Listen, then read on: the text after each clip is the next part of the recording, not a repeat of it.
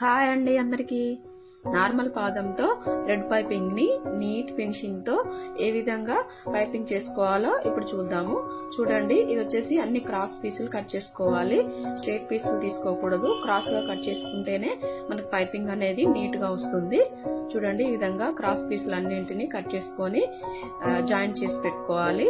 చూడండి, ఒక 1 ఇంచు వెడల్పు ఉండేలాగా చూసుకోవాలి. క్లాత్ వెడల్పు వచ్చేసి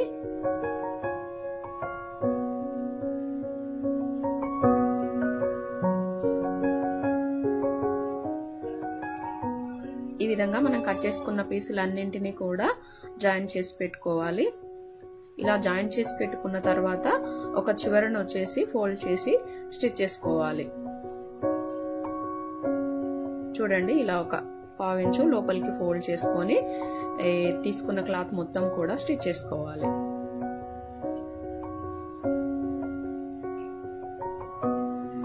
మనకు క్లాత్ మొత్తం కూడా ఒకే సైజు లో ఉండాలండి. మొత్తం కూడా 1 ఇంచు వెడల్పు ఉండేలాగా చూసుకుంటే మనకు పైపింగ్ కూడా నీట్ గా వస్తుంది. లోపల వైపు కూడా మనకు ఖర్చు అనేది ఎక్కువ తక్కువ రాకుండా అంతా సమానంగా ఉంటుంది. చూడండి, ఇలా మొత్తం కూడా స్టిచ్ వేసుకున్న తర్వాత ఇప్పుడు మనం బ్లౌజ్ మొత్తం స్టిచ్ చేసి పెట్టుకున్న తర్వాత నెక్ కు వచ్చేసి ఈ విధంగా మనం రెడీ చేసుకున్న పీస్ ని స్టిచ్ చేసుకోవాలి.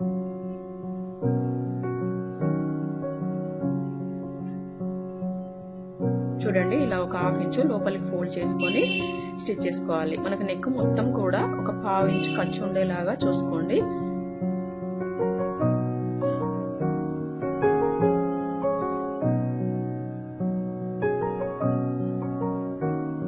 ఇలా మనం పైపింగ్ క్లాత్ ని స్టిచ్ చేసేటప్పుడు ఈ క్లాత్ అనేది లాగకూడదండి. మనం క్రాస్ పీస్ తీసుకున్నాం కదా, లాగకుండా ఫ్రీగా ఉండేలాగా స్టిచ్ చేసుకోవాలి. అలాగే ఈ నెక్ రౌండ్ తిరిగే దగ్గర కూడా మనకు బ్లౌజ్ అనేది లాగకూడదు. అదే విధంగా పీస్ కూడా మనం అస్సలు లాగకూడదు. లాగితే మటుకు మనకు పైపింగ్ అనేది అస్సలు నీట్ గా రాదు. చూడండి, ఇలా ఫ్రీగా పట్టుకొని స్టిచ్ చేసుకోవాలి. మనకి నెక్ మొత్తం కూడా 1/2 ఇంచు ఖర్చు ఉండేలాగే చూసుకోవాలి. ఎక్కడ ఎక్కువ తక్కువ తీసుకోకూడదు. ఇలా ఒక 1/2 ఇంచు ఎక్స్ట్రా క్లాత్ వదిలేసి లోపలికి ఫోల్డ్ చేసి స్టిచ్ చేసుకోవాలి.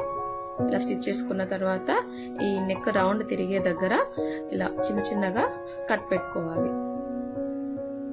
ఎందుకంటే మనకు ఆ రౌండ్ అనేది నీట్ గా తిరగడం కోసం ఈ విధంగా కట్ పెట్టుకుంటే మనకు నీట్ గా వస్తుంది.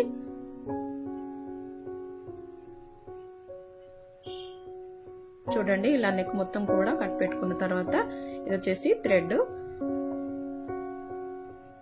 ఇలా పైపింగ్ థ్రెడ్ ని తీసుకొని ఇలా మనకి క్లాత్ లోపల పెట్టేసుకొని ఇలా ఫోల్డ్ చేసుకోవాలి.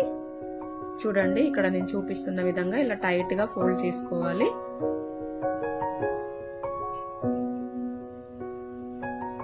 చూడండి, మనకు ఓన్లీ థ్రెడ్ వరకే ఉండేలాగా చూసుకొని క్లాత్ అంతా కూడా లోపలికి ఫోల్డ్ చేసుకోవాలి. నీట్ గా అస్సలు లూజ్ రాకూడదండి. క్లాత్ అనేది టైట్ గా ఫోల్డ్ చేసుకోవాలి. అప్పుడే మనకు పైపింగ్ అనేది నీట్ గా కనిపిస్తుంది.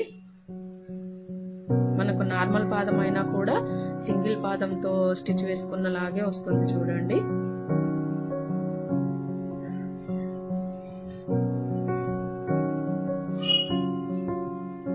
చూడండి, ఇక్కడ రౌండ్ తిరిగే దగ్గర కూడా టైట్ గా పట్టుకొని స్టిచ్ చేసుకోవాలి. ఇక్కడ లూజ్ గా పట్టుకోకూడదు థ్రెడ్ ని.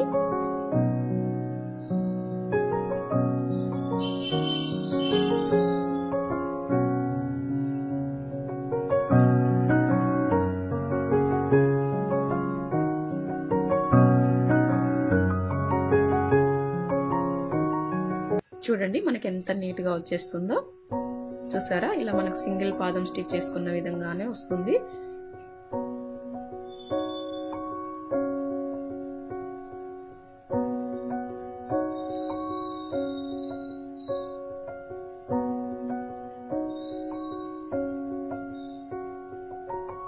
ఇక్కడ ఎక్స్ట్రా థర్డ్ అనేది కట్ చేసుకొని ఈ విధంగా లోపలికి ఫోల్డ్ చేసుకొని స్టిచ్ చేసుకోవాలి.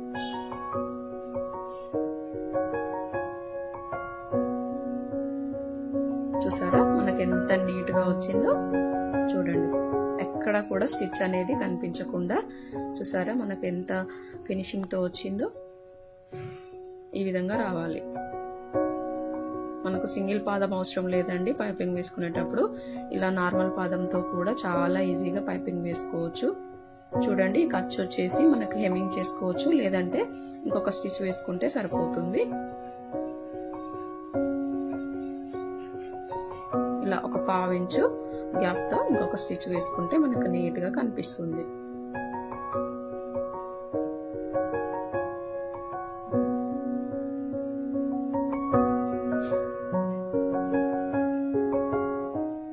ఇలా మనకి ఇక్కడ రౌండ్ తిరిగే దగ్గర ఈ విధంగా చేతితో ఇలా లాగి పట్టుకున్నామంటే నీట్ గా వస్తుందండి, మనకు ఫోల్డింగ్ అది పడకుండా. చూడండి ఇలా చూసారా ఎంత మంచి ఫినిషింగ్ తో వచ్చిందో. చూడండి ఇలా